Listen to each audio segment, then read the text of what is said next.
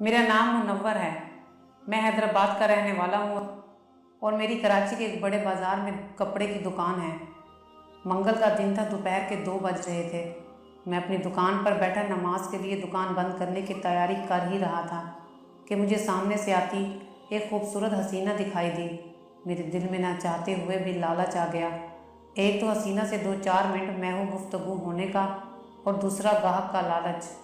میں جانتا تھا کہ ایسی خواتین عموماً زیادہ خریداری کرتی ہیں، اسی لیے نماز پر جانے کی بجائے میں رک کر خاتون کا انتظار کرنے لگا۔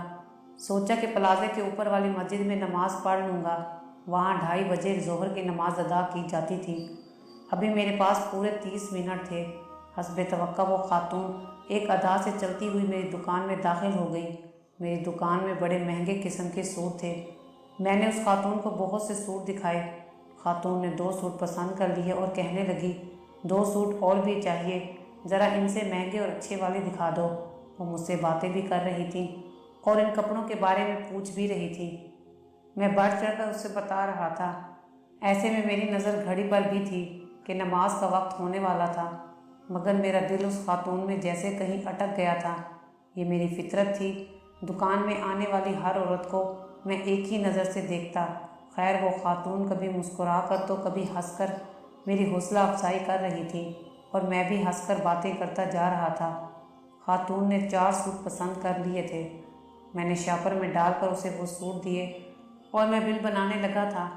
خاتون نے وہ شاپر اٹھا کر ایک تھیلے میں ڈال لیا تھا اور مجھے کہنے لگی، میرے بھائی کی شادی ہے، ہم 4 بہنیں ہیں، اس لیے میں نے 4 سوٹ خریدے ہیں۔ میں نے کہا، آپ جیسی سخی دل خاتون کو فکر کرنے کی کیا ضرورت ہے، جتنے مرضی چاہیں سوٹ خرید لیں۔ خیر اس نے تھیلا بھر لیا، لیکن جب بل ادا کرنے کی باری آئی تو وہ یوں ہی دکان سے جانے لگی۔ اسے دیکھ کر میں نے حیرت سے پوچھا، خاتون آپ نے بل نہیں دیا؟ میری بات سن کر وہ ہنسنے لگی۔ تمہیں کیا لگتا ہے میں دکانداروں سے بل دے کر شاپنگ کرتی ہوں؟ اس نے ایک خاص ادا سے کہا تھا۔ کیا مطلب ہے؟ میں نے تو آپ کو مفت میں سوٹ نہیں دیے اور یہ ہماری پہلی ملاقات ہے۔ کم از کم میں آپ کو ڈسکاؤنٹ کر سکتا ہوں، لیکن آپ فری میں کیسے لے جا سکتی ہیں؟ میں اب اس کے رویے کا برا منا رہا تھا اور سوچ رہا تھا کہ شاید وہ مذاق کر رہی ہے، مگر میں غلط سوچ رہا تھا۔ اسے کوئی فرق نہ پڑا۔ تبھی وہ گھوم کر اندر آ گئی۔ مجھے بھی غصہ آ گیا۔ میں نے وہ کپڑوں والا تھیلا کھینچ کر کاؤنٹر پر رکھا۔ تبھی وہ عورت مجھے کہنے لگی، تمہاری ہمت کیسے ہوئی میرے ہاتھ سے یہ کپڑے والا تھیلا کھینچنے کی؟ اس عورت نے اچانک ہی بجلی کی طرح تیزی سے اپنا دوپٹہ زمین پر پھینکا، اپنی آستینیں پھاڑی اور دکان کے سامنے سے گزرنے والے 2-3 آدمیوں کو دیکھ کر زور زور سے چیخنے لگی۔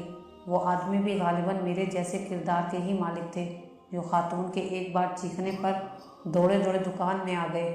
انہوں نے آتے ہی خاتون سے پوچھا تو اس نے مجھ پر بدکاری کا الزام لگا دیا۔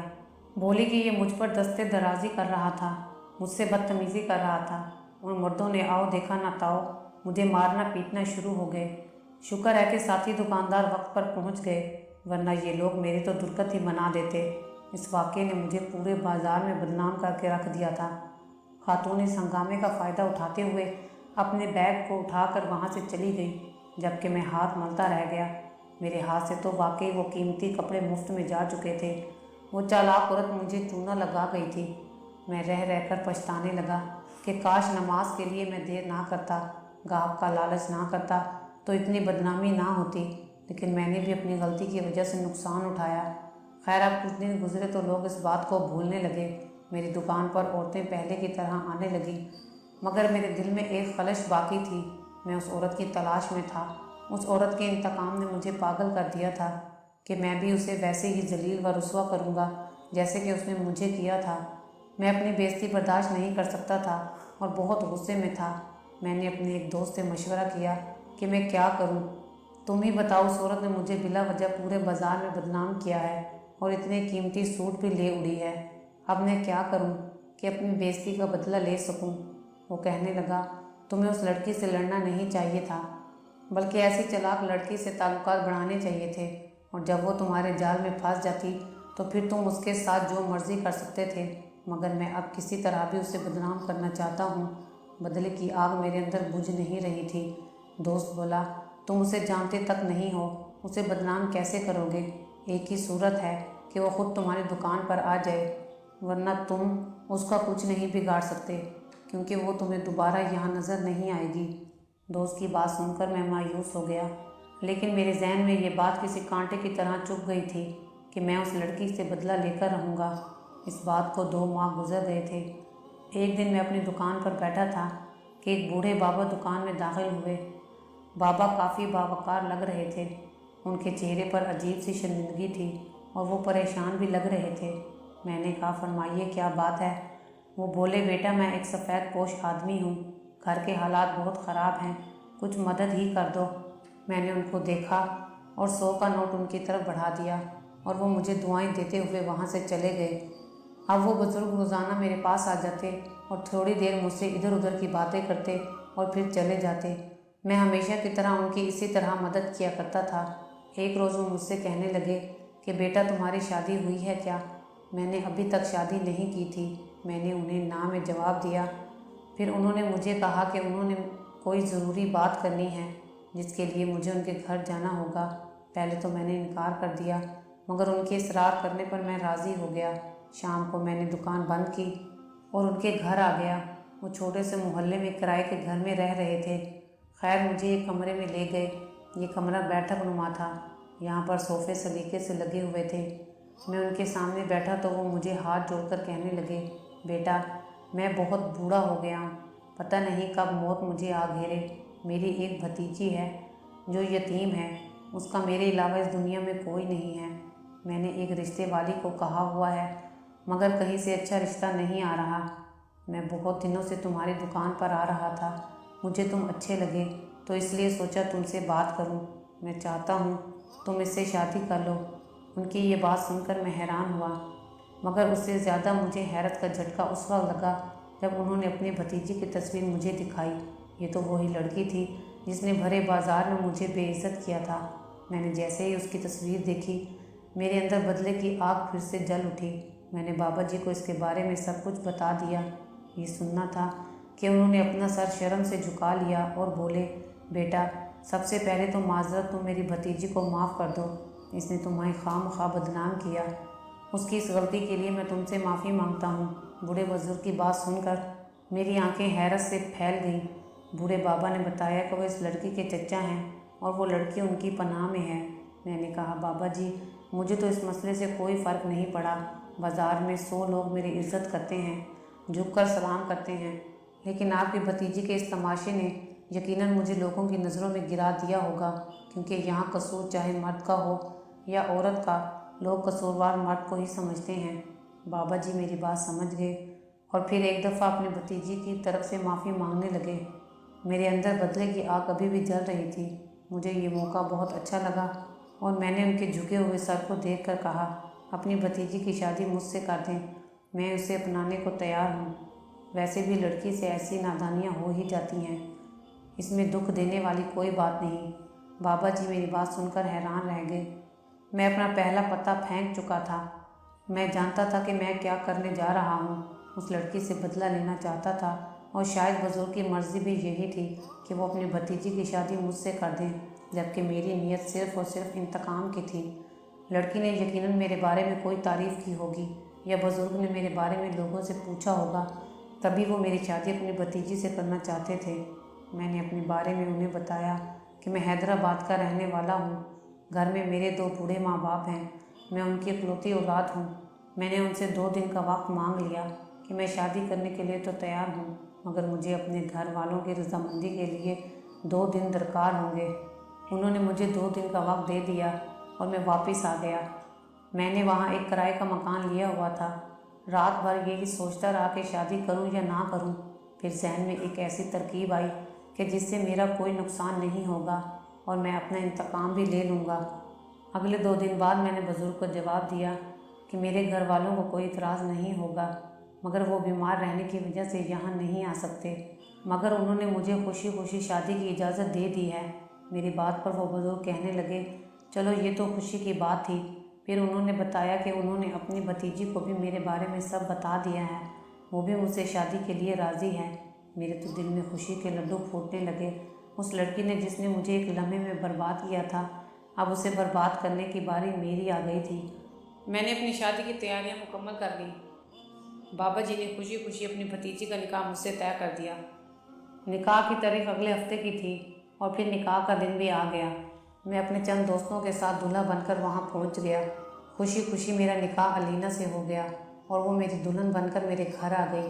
میں تو اسے دیکھ کر جیسے اپنے ہوش و حواس ہی کھو بیٹھا۔ شادی کی رات اس کے چہرے کو دیکھا تو میں اس کی ساری غلطیوں کو ایک پل کے لیے بھول گیا۔ مجھے لگا جیسے علینا جیسی حسین لڑکی اس دنیا میں موجود نہیں۔ علینا کی معصوم صورت میں مجھے ایک حسین بیوی مل گئی تھی، مگر جلد ہی میرے سر سے محبت کا بھوت اتر گیا۔ میں پھر سے سوچنے لگا کہ اس لڑکی نے میرے ساتھ کیا کیا تھا۔ شادی کی رات وہ جن باتوں کی توقع مجھ سے کر رہی تھی ان کی بجائے میں نے اسے خوب تانے دیے، بلکہ اسے لان تان کی اور کہا کہ وہ ایک بد کردار لڑکی ہے، اور یہ بھی کہ میں نے اس سے شادی اپنی محبت کی وجہ سے نہیں بلکہ اس کے چچا کے بھیک مانگنے پر کی ہے۔ علینا میری باتیں سن کر رونے لگی، مگر اس کے آنسو دیکھ کر مجھے دکان والا وہ واقعہ یاد آ گیا جب اس نے رو رو کر لوگوں کو اکٹھا کیا تھا۔ میں بالکل بھی اس کے ساتھ زندگی گزارنے کے لیے اسے اپنا ساتھی بنانا نہیں چاہتا تھا۔ شادی کی رات سے لے کر اگلے 2 دن تک میں نے علینا سے کوئی بات نہیں کی، البتہ اپنی قیمت ضرور وصول کی اور اس کی توہین کر کے اپنے دل کو سکون پہنچاتا رہا، مگر پھر بھی میرا دل خالی خالی سا تھا۔ یوں لگتا کہ علینا ہار کر بھی مجھ سے جیت گئی ہے۔ پھر میں سوچنے لگا کہ علینا کو بھلا اس شادی سے مسئلہ ہی کیا ہوگا؟ یہ تو اپنے باپ تک کے گھر میں نہیں رہتی، چچا کے گھر میں کون اس کا خیال رکھتا ہوگا؟ 2 وقت کی روکھی سوکھی روٹی کھا کر یہ زندگی سے بیزار ہی ہوگی۔ میرے گھر میں اسے کھانا پینا مل رہا ہے، اچھے کپڑے پہننے کو ہیں، پھر اسے بھلا کیا دکھ ہوگا؟ میں نے علینا پر ان کی انتہا کر دی۔ میں گھر آتا وہ مجھے کھانے کا کہتی تو میں اس پر ہاتھ اٹھانے لگتا، وہ مجھ سے کوئی بھی بات پوچھتی تو میں اسے جھڑک دیتا۔ میں اس پر جا بجا غصہ کرتا اور بات بات پر ذلیل کرتا۔ میرے اس رویے سے کئی بار اس کی آنکھوں میں آنسو آ گئے۔ وہ مجھ سے اپنے کیے کی ہر بار معافی مانگتی۔ اس کا معافی مانگنا، یوں تڑپ تڑپ کر رونا، یہ سب دیکھ کر مجھے مزہ آتا تھا۔ میں مزید اسے بد کرداری کے طعنے دیتا۔ ایک دن تو میں نے اس سے پوچھا کہ بتاؤ تم نے اس سے پہلے کتنی شادیاں رچائی ہیں اور کن کن مردوں سے تمہارے تعلقات رہے؟ میری باتیں سن کر وہ رونے لگتی اور خود کو جا کر ایک کمرے میں بند کر دیا۔ ہماری شادی کو 1 ماہ گزر چکا تھا۔ ایک دن میں گھر آیا تو وہ سجدے میں بیٹھی رو رہی تھی۔ اس کا رونا دھونا دیکھ کر میں اس کے پیچھے کھڑا ہو گیا۔ اس نے سلام پھیرا تو میں نے گرجتی آواز میں کہا، اس ناٹک اور ڈرامے بازی کا کوئی فائدہ نہیں، میں تمہاری حقیقت جانتا ہوں۔ تم ایک بد کردار عورت ہو اور مردوں کو پھنسا کر ان سے مار لوٹتی رہتی ہو۔ یہ مت سمجھنا کہ میں تم سے متاثر ہو جاؤں گا۔ میں تم سے نفرت کرتا ہوں۔ میری بات سن کر وہ میرے پاؤں پڑ گئی۔ مجھے معاف کر دیں، میں کبھی ایسی غلطی دوبارہ نہیں دہراؤں گی۔ میں واقعی میں آپ سے محبت کرنے لگی ہوں۔ میں نے آپ سے شادی کے لیے رضامندی کا اظہار خود کیا تھا۔ اب جیسے وہ اپنے اس فیصلے پر پچھتا رہی ہو، مجھے اس پر کوئی رحم نہ آیا۔ اب میں اپنے دوست سے مل کر یہ فیصلہ کر چکا تھا کہ میں علینا کو اسی گھر میں چھوڑ کر، جو کہ کرائے کا تھا، اپنی دکان خاموشی سے کسی دوسرے شہر میں شفٹ کر لوں گا۔ یہاں کا سرمایہ بیچ کر دوسرے شہر منتقل ہو جاؤں گا اور علینا کو تڑپتا ہوا چھوڑ دوں گا۔ شادی کو 1 ماہ گزر چکا تھا اور میں اس سے بدلہ بھی لے چکا تھا۔ اب میں اس سے جان چھڑوانا چاہتا تھا۔ اس منصوبے پر عمل کرنے کے لیے میں بے تاب تھا۔ میں جانتا تھا کہ اس عمل سے علینا کو زندگی بھر کے لیے سبق مل جائے گا۔ وہ نہ شادی کر سکے گی اور نہ کسی اور کے قابل رہے گی۔ اس منصوبے پر عمل کرنے کے لیے میں نے اپنی دکان کا سرمایہ بیچنے کا ارادہ کیا، ایک گاہک ڈھونڈا اور اسے ایک خفیہ طور پر ڈیل کی کہ میں تمہیں اپنا سرمایہ فلاں تاریخ کو دے دوں گا، تمہیں اپنی دکان کی چابیاں بھی دے دوں گا، تم مجھے ایڈوانس پیمنٹ کر دو۔ وہ شخص میرا جاننے والا تھا، مجھ پر اعتبار کرتا تھا۔ اس نے مجھے 10 لاکھ روپے میرے بینک اکاؤنٹ میں بھیج دیے۔ اب میں نے دکان پر جانا بند کر دیا کیونکہ وہاں پر جو سامان موجود تھا وہ اب میں بیچ نہیں سکتا تھا۔ میرے گھر پر رہنے کی وجہ سے علینا مجھ سے اور بھی زیادہ باتیں کرنے کی کوشش کرتی، میرا دل خوش کرنے کی کوشش کرتی، طرح طرح کے کھانے بنا کر مجھے دیتی، مگر میں اس پر غصہ کرتا اور کہتا کہ عنقریب میں تمہیں چھوڑ دوں گا۔ میری اس گھر میں آخری رات تھی۔ میں نے سوچا علینا سے 2-4 بول محبت کے بول لوں تاکہ زندگی بھر اسے مجھے کھونے کا شدید احساس ندامت رہے۔ میں کمرے میں آیا تو علینا جہاں نماز پر بیٹھی ہوئی تھی۔ نماز پڑھ کر مجھے دیکھا تو اٹھ کر سیدھا میرے پاس آ گئی اور لرزتی ہوئی آواز میں بولی، میں وضو میں ہوں، اور قسم کھاتی ہوں جو کہوں گی سچ کہوں گی، سچ کے علاوہ کچھ نہیں کہوں گی۔ اگر میرا یہ سچ سننے کے بعد بھی مجھے چھوڑنے کا فیصلہ کرنا چاہتے ہیں تو مجھے کوئی اعتراض نہیں، لیکن ایک بار میں اپنی صفائی دینا چاہتی ہوں۔ اس کی بات سن کر میں حیران رہ گیا۔ کون سی سچائی جو اس نے مجھ سے چھپائی ہوئی تھی؟ تب اس نے بھیگی ہوئی پلکوں کے ساتھ اپنی کہانی سنائی۔ آپ کو لگتا ہوگا کہ میں بڑی ہی خراب قسم کی لڑکی ہوں۔ ہاں، یہ صحیح بات ہے کہ میں نے شرافت کا لبادہ نہیں پہنا، لیکن اس سب کو اپنانے میں میرا کوئی قصور نہیں۔ جب میری والدہ کی شادی امتیاز علی سے ہوئی تو میں صرف 12-13 سال کی تھی۔ امتیاز علی میرا سوتیلا باپ تھا۔ میرے والد کے فوت ہونے کے بعد ہمیں ماموں اور ممانیوں نے گھر میں رہنے نہیں دیا اور میری ماں کی دوسری شادی کر دی۔ میں اس وقت جوان ہو رہی تھی۔ امتیاز علی کی نظریں مجھ پر تھیں۔ وہ اگرچہ میرا سوتیلا باپ تو تھا، مجھے شفقت بھی دیتا، مجھ سے محبت بھی کرتا، مگر وہ ایک غلط قسم کا آدمی تھا۔ میرے ذریعے پیسے کمانا چاہتا تھا اور رفتہ رفتہ اس کی نظریں بدلنے لگیں۔ وہ مجھے مختلف دکانوں پر لے جاتا، مجھے دکان پر بٹھا کر خود ادھر ادھر نکل جاتا۔ اماں کو اس معاملے کی کوئی ہوش نہ تھی۔ ان کو بلڈ پریشر ہو گیا تھا۔ وہ زیادہ تر بستر پر پڑی رہتی تھی۔ میں امتیاز علی کے ساتھ مختلف بازاروں میں گھومتی رہتی۔ رفتہ رفتہ امتیاز علی نے مجھے سکھا دیا کہ چوری کرنا عظمت ہے اور اسی میں آپ کو آسانی سے پیسے مل سکتے ہیں۔ اپنے باپ کی یہ بات سن کر میں حیران رہ جاتی، لیکن وہ مجھے بار بار اکساتا کہ میں چوری کروں اور چوری کر کے سارا مال اس کے پاس لے جا کر جمع کرا دوں، جسے وہ سستے داموں فوراً بیچ دیتا اور ہمارے گھر کا نظام چلتا۔ آہستہ آہستہ میں بھی اس نظام کی عادی ہو گئی۔ شروع میں تو ہم چھوٹی موٹی چوریاں کرتے تھے جن میں دودھ، آٹا اور گھی وغیرہ ہوتا، لیکن رفتہ رفتہ میرا باپ مجھے مجبور کرنے لگا۔ میں بڑی بڑی دکانوں پر جایا کرتی۔ اپنے باپ کے کہنے پر میں نے ان دکانوں پر چوری کرنا شروع کر دی، لیکن یہ کام ذرا مشکل تھا۔ پھر ابا نے مجھے ایک اور ہنر سکھایا۔ جب بھی کسی بڑی دکان میں چوری کرو تو عزت لٹنے کا شور مچا دو تاکہ ارد گرد کے لوگ اکٹھے ہو جائیں اور کسی کو دکاندار کی بات سننے کا موقع نہ ملے۔ اس ہنگامے کا فائدہ اٹھا کر تم وہاں سے بھاگ جانا۔ ابا کے کہنے پر میں یہی کرنے لگی، مگر میرا دل مطمئن نہیں تھا۔ میں روز انہیں واسطے دیتی کہ میں یہ کام نہیں کرنا چاہتی، لیکن وہ مجھے دھمکیاں دے کر آخر اس کام کے لیے آمادہ کر ہی لیتے۔ میں اس سب سے تنگ آ گئی تھی۔ جب میں نے آپ کی دکان پر یہ حرکت کی تھی تو میں بہت حیران ہوئی کہ آپ نے مجھ سے کوئی غلط بات نہیں کی۔ آپ مجھے اچھے لگے تھے۔ میرا دل تو نہیں چاہتا تھا میں آپ کو بدنام کروں، لیکن پھر بابا کے خوف سے میں نے چیخنا چلانا شروع کر دیا، کیونکہ میرے بابا آپ کی دکان کے باہر کھڑے تھے۔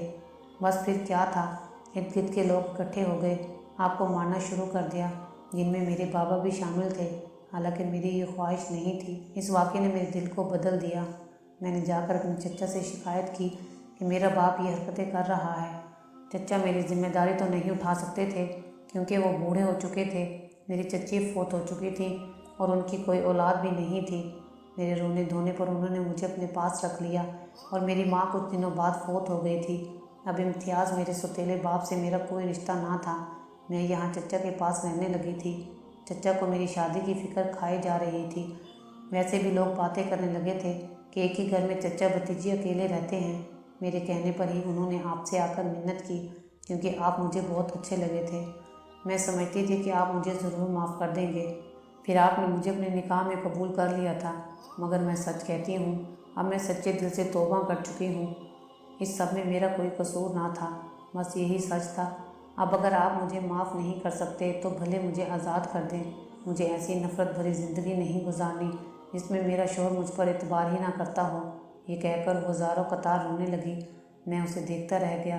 وہ بیچاری کن حالات سے گزری تھی اور میں اسے ایک روایتی چور سمجھ بیٹھا تھا۔ اس کی یہ بات سن کر میں سخت الجھن کا شکار ہو گیا تھا، مگر میں اتنا بھی برا شخص نہیں تھا۔ میں نے سچے دل سے اپنی بیوی کو قبول کر لیا اور اسے اپنے گھر حیدرآباد لے آیا۔ میرے والدین کو مجھ پہ غصہ تو آیا، مگر سب حقیقت بتانے کے بعد ان کا غصہ ختم ہو گیا اور انہوں نے علینا کو دل سے قبول کر لیا، اور میں نے اپنے دوست کو اس کے پیسے واپس کر کے اپنی دکان واپس لے لی۔ میرا دوست اچھا تھا، اس نے بھی کوئی اعتراض نہیں کیا تھا۔ آج اس بات کو 2 سال گزر گئے ہیں۔ آج میں اپنی بیوی علینا اور اپنی بیٹی ثانیہ کے ساتھ بہت اچھی زندگی گزار رہا ہوں۔